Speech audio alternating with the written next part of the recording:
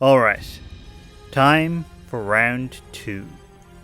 If you haven't watched part 1 of this exploration of the Trails universe and its relationship to TTRPGs, it shouldn't impede your enjoyment of this one too much, but these are a single coherent statement together, so I'd strongly recommend watching both, even if not in numerical order. And I will occasionally be referring back to the first one. One thing to reiterate is that there are definitely spoilers ahead, from Trails in the Sky right up to Trails of Cold Steel 4. Any explicit spoilers in the script will be flagged with timecodes, so that you can skip past them if you want, but while I'll make every effort to avoid spoilery parts of the games, I can't guarantee that there won't be the odd detail in the video clips that might give something away, so be wary of that if you haven't finished the series to date.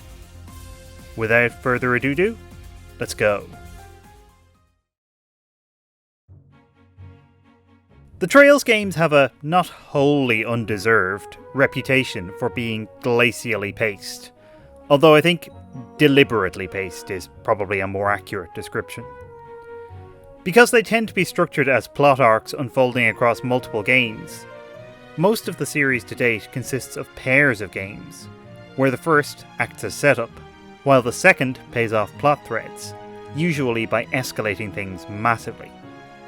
So, to pick the least spoilery example of how this can work, Trails in the Sky FC is about Estelle and Joshua's journey across Liberl, and the shadowy threats they uncover along the way, while Sky SC is about the fallout from some of those discoveries, as well as revealing the full scope of those aforementioned threats.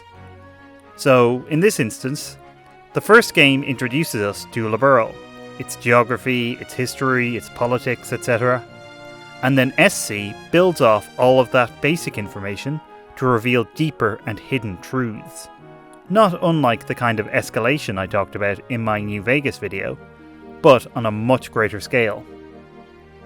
This is true in terms of the practicalities of the game's structure as much as anything.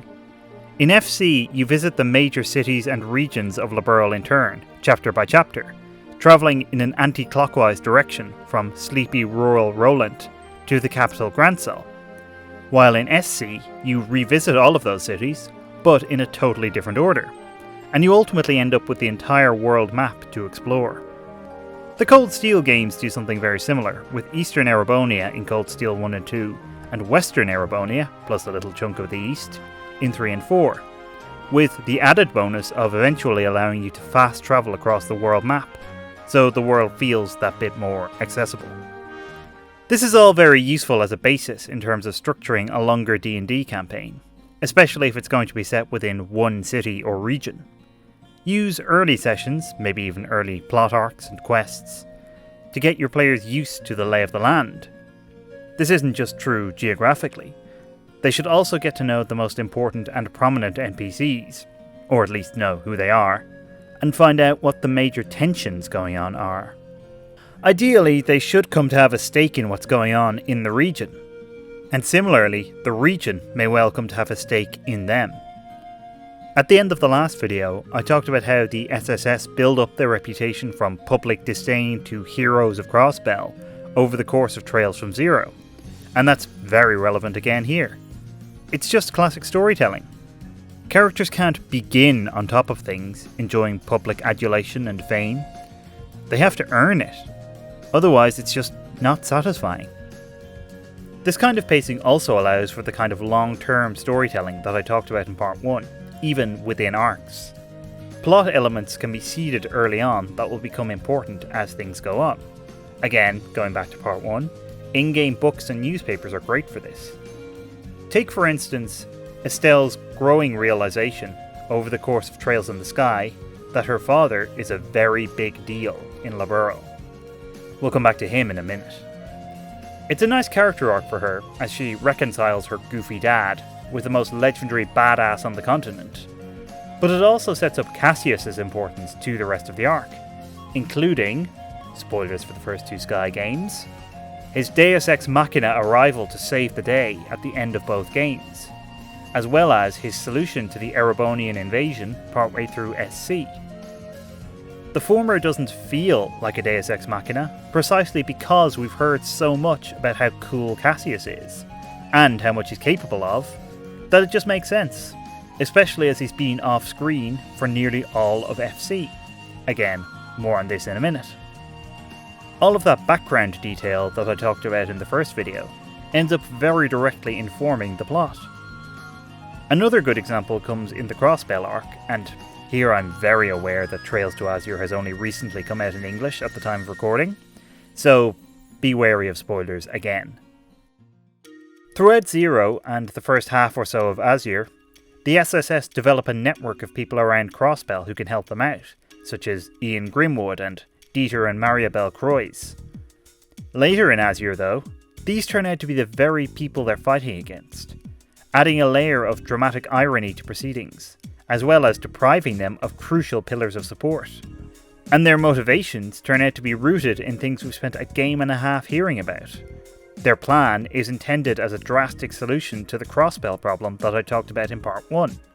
It's a great twist, because it adds a very personal dimension to this already fraught situation, and allows the SSS to show how much they've grown. And, to return to the key theme of part 1, it gives greater depth to the world. We've come to understand over the course of Zero and Azure how important Ian and Dieter are to the legal and economic underpinnings of Crossbell, especially after declaring independence. So the climax of Azure feels like going to the very heart of Crossbell State itself. As with the Sky games, the escalation from finding lost children to battling a godlike power is so beautifully paced that it never misses a beat. And establishing the people who will be pivotal in that journey early on is a vitally important part of that. Of course, there's a lot more to establishing NPCs as powerful and important than just introducing them early, although that certainly helps. But wouldn't you know it, Trails has more lessons for us on this specific front. One of the numerous things that video game and tabletop RPGs share is that both use numerical values to measure a particular character or creature's level of power, whether in larger terms of level or challenge rating, or in more minute, even situational terms of stats and bonuses. Obviously this kind of thing is vital in terms of actually making the games work, by tying abstract concepts down to something mechanical. But at worst, they can end up being a little reductive. Unimaginable arcane power ends up boiling down to a single 9th level spell per day. The greatest swordsman in the realm, undefeated for so many years, can keep rolling natural ones and end up going down like a chump. Terrifying creatures from other realms, if not handled correctly, can end up feeling like just a big meaty sack of hit points to whittle down over several rounds. This is a problem for many games and types of game, of course. But I mention it here because Trails does a good job of showing how narrative can help find a way around this. Throughout the Trails series, there are several characters, usually NPCs, of legendary and almost unimaginable skill and power. Cassius Bright, Arius McLean, Aurelia Le Guin, Sarah Valentine to a slightly lesser extent. These are people we spend a lot of time hearing about, whose accomplishments are held in awe, who are quite often national or regional heroes.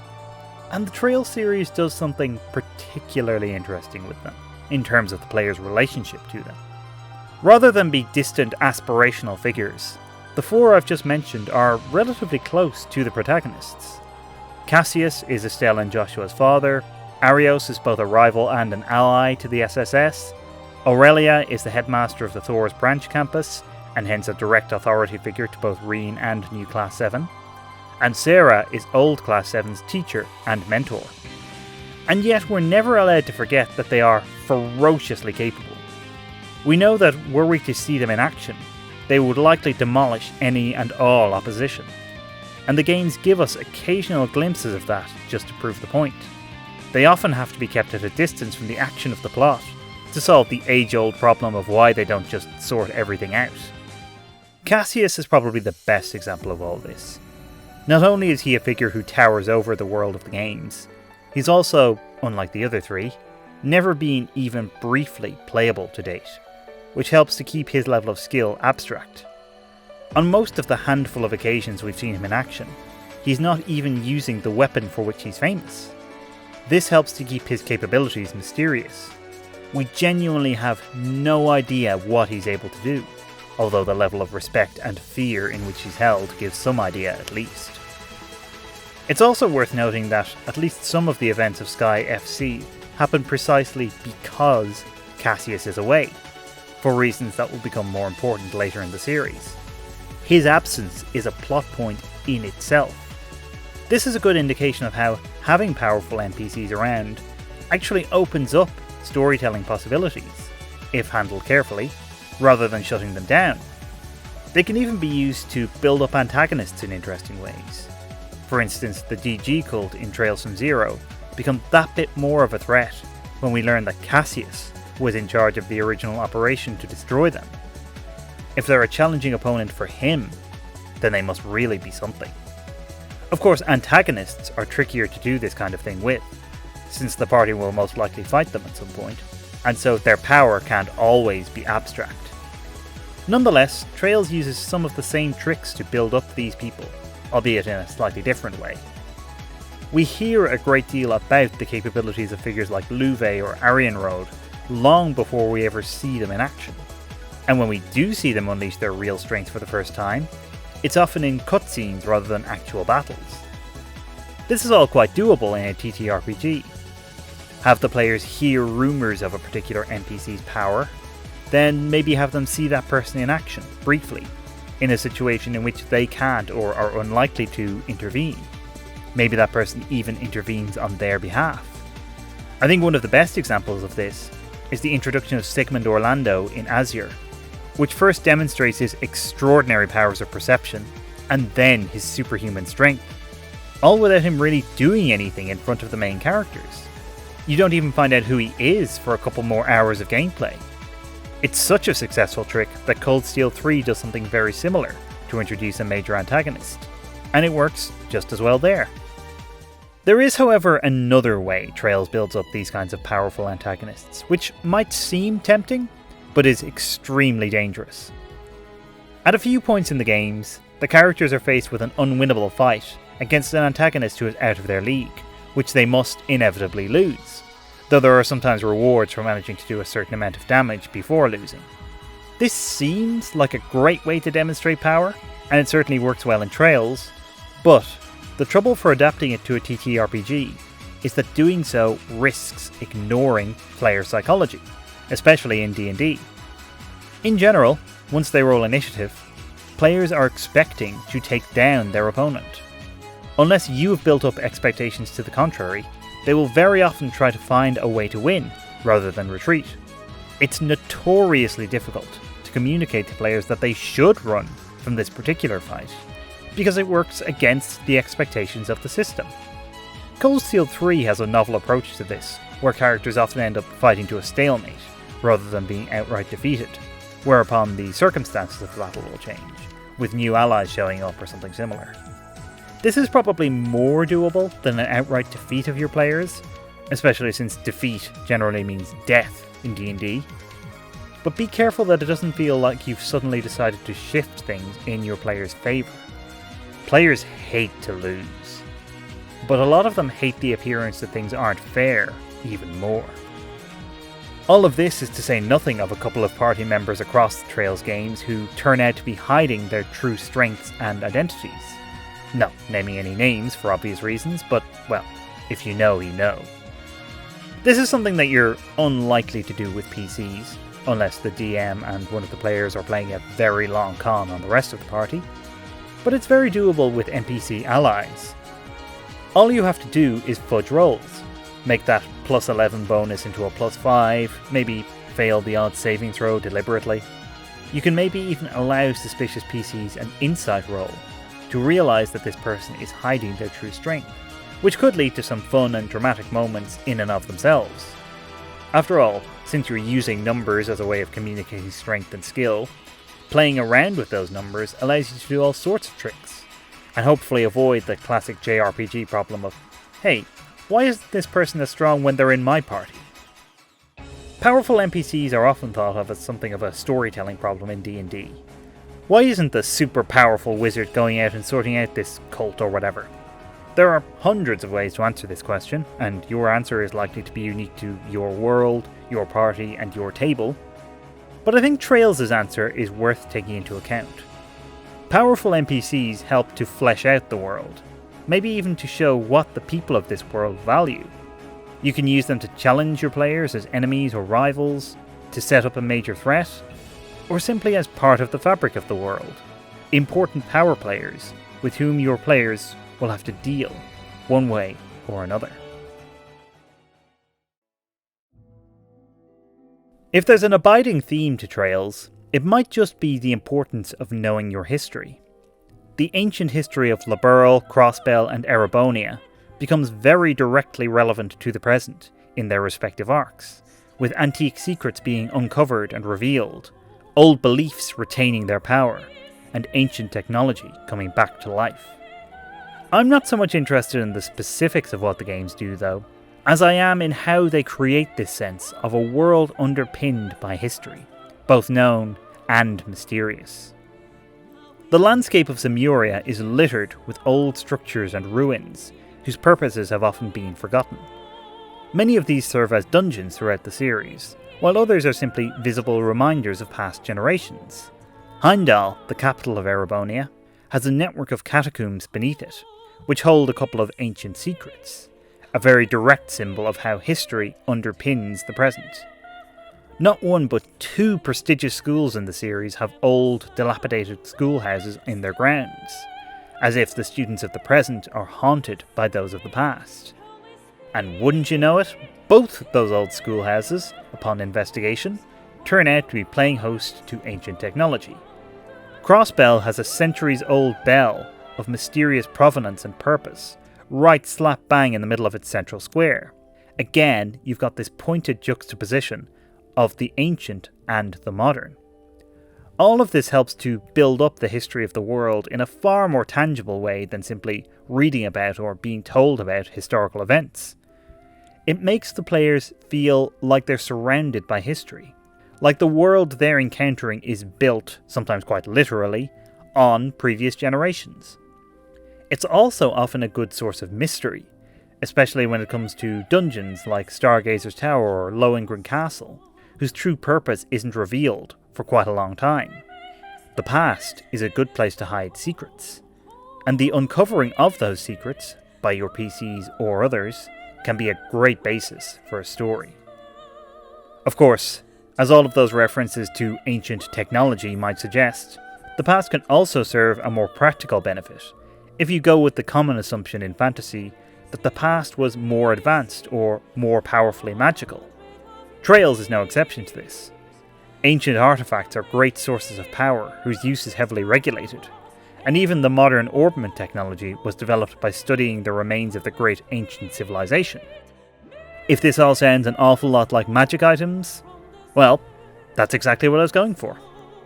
While there are rules for crafting magic items in Xanathar's Guide to Everything, a lot of DMs and settings, I think wisely, choose to have them originate from either the distant past or at least somewhere outside the PC's sphere. The DM's guide even has a separate list of artifacts, particularly powerful magic items with their own history and lore. Having their origins be distant gives them that much more power in storytelling terms, and creates a veil of mystery over the past that can be extremely useful. There will always be players who want access to every kind of magical power they encounter, although I think that's a lot less the case now than it was in the earlier years of the hobby, but it's probably wise to always keep something back from them, rather than risk losing mystery, a vital tool in your arsenal as a DM. Along with history on a grand scale comes the concept of tradition, another thematic underpinning of the Trails series. This plays out in dozens of ways, large and small, across the series, from nationalism to social class. But one manifestation that I think is particularly useful for a D&D game is the idea of martial traditions. We hear about and see several distinct schools of martial art across the series to date, most involving some kind of weapon, and always tied to specific characters. major playable characters and their mentors in particular. And these schools and traditions come with a host of associations. For instance, the 8 Leaves One Blade School of Swordsmanship is associated with Eastern culture within the world of the series, more generally, from tea ceremonies to techniques involving ki. So, if you have a fighter or a monk in your party, it can be worth thinking about where they learned their particular fighting style, and from whom. It's an opportunity to add some depth not only to the character and their backstory, but also to specific corners of your world. What might different cultures' martial arts look like? I mention fighters and monks because they're the closest to the kinds of martial traditions we see in Trails, but it can work with other classes too. Barbarians are often implied to come from a specific cultural context. Wizards were almost certainly taught by someone. Clerics and paladins are likely to have the structure of a religion behind them, very much like the Graalsritter in Trails. For that matter, I could do a whole video like this on the Septian Church alone, and maybe I will at some point, if no one stops me. Classes and subclasses are a great opportunity to tie your players into specific parts and aspects of your world, and Trails gives a pretty solid indication of how this can be done.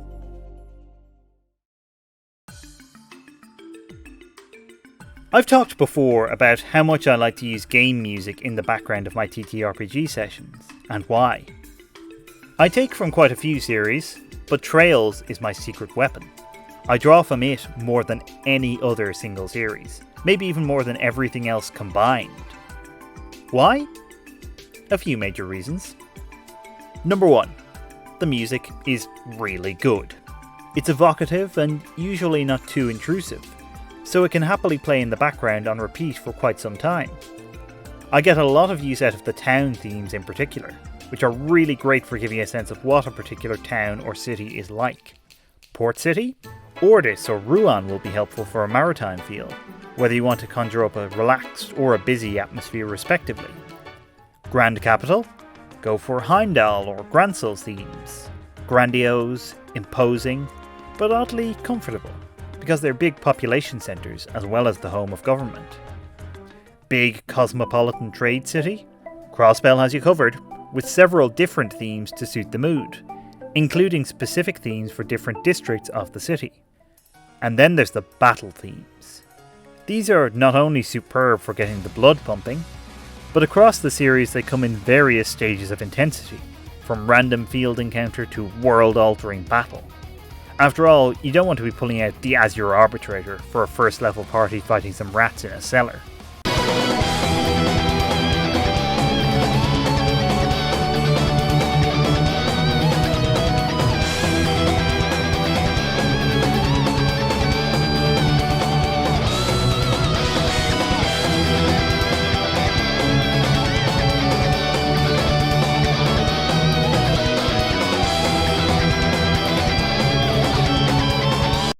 See what I mean?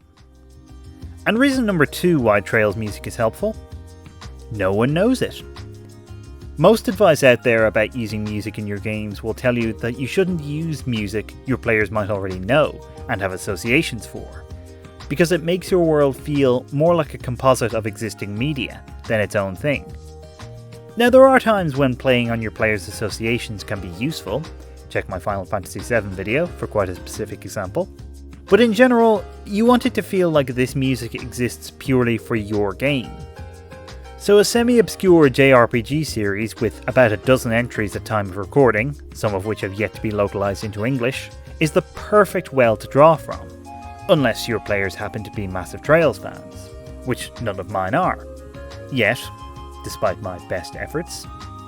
What's more, while the music is really good and conjures all sorts of moods and associations, it generally doesn't draw attention to itself in terms of genre. It just feels like fantasy adventure music. I mean, I love the music of the Persona series, and have used the odd bit of that. But if I throw a piece of music from Persona 3 into my fantasy adventure game, the jazz hip-hop fusion is going to feel quite out of place with what's around it. Sometimes that's a good thing, to help fit a specific and unique mood, but Trails really shines for useful atmosphere music. A couple of my players actually came to associate one of the aforementioned Crossbell themes with my game, and with a particular place in my setting, which was quite gratifying, and a pretty decent marker of success. There is yet another reason why I like to use Trails music, although I appreciate that this one is very much down to personal taste, and what you're looking for in your background music. Falcom's sound team JDK, who create the music for the series, are a relatively small bunch, and while they're incredibly versatile in terms of the instrumentation they can command, even if at least some of it is synthesized, they don't generally have a whole orchestra at their disposal, unlike something like Final Fantasy. And that comes through in the music itself. It can be complex and polyphonic, and it certainly never sounds cheap, but it's often not the kind of big, epic sound that you sometimes get with fantasy soundtracks, especially in the earlier games. And that's exactly what I like about it. Not everything in a D&D game should be the biggest ever, and having something of the scale and grandeur of the Lord of the Rings Fellowship theme can actually be kind of distracting when your party are just sort of farting around on their way to nothing in particular, which, let's face it, is about 80% of D&D. As I've already explored, Trails games tend to be fairly slow-paced, especially at the beginnings of their respective arcs, so they need something that feels smaller and more everyday. And so, if that's where your game is at, they can be really useful. I find the scale at which Sound Team JDK work really suits the scale of my games, whatever that might be at any given time, while also being immersive enough to really get my players into the headspace they need. As all of this should make clear, I think the Trails series soundtracks are a great port of call for any DM, though obviously knowing the source material makes it a bit easier to find the kind of mood you want. If you do want to give them a go, I've put lists in the description of this and the previous video of the tracks I've been using in the background, and which game they're from, so you can hopefully find them that bit more easily. The Trails series soundtracks have been a real gift to me, in both preparing and running sessions, and long may it continue so. Actually, a real gift is a pretty good way of describing how I think of the Trails series, both in and of itself, and in its relationship to the way I think about D&D. I came across Trails in the Sky almost by chance several years ago, and found myself drawn into a world that's refused to let me go ever since. I frequently find myself thinking about D&D as I play, just as I find myself thinking of Trails when I plan and play D&D. And I find the series challenging me in terms of world building, particularly in terms of the complex construction and interplay of its nations. I've taken more than a few tips from Trails along the way, not to mention just wholesale ripped a few details off. And so I'm presenting those tips partly to help facilitate other people's games, but also to help share the love of a series that I think is really remarkable, and deserves all the attention it can get. Thanks for watching. This and the previous video have been a real labour of love for me, especially as I've been planning these videos for quite some time. As with the last time, I'd encourage you to share these around to any Trails fans you know, or indeed anyone interested in the series. For that matter, I can't imagine I'm the only one who's been inspired in my TTRPG pursuits by Trails. So do drop a comment if you've taken any inspiration from Zemuria yourself. Don't forget to give this video a like, and subscribe for more like it. I'm not sure what my next video in this series will be yet, but who knows? Maybe I'll end up making part 3 on Trails. It's a real and frightening possibility. Until next time, goodbye, friends.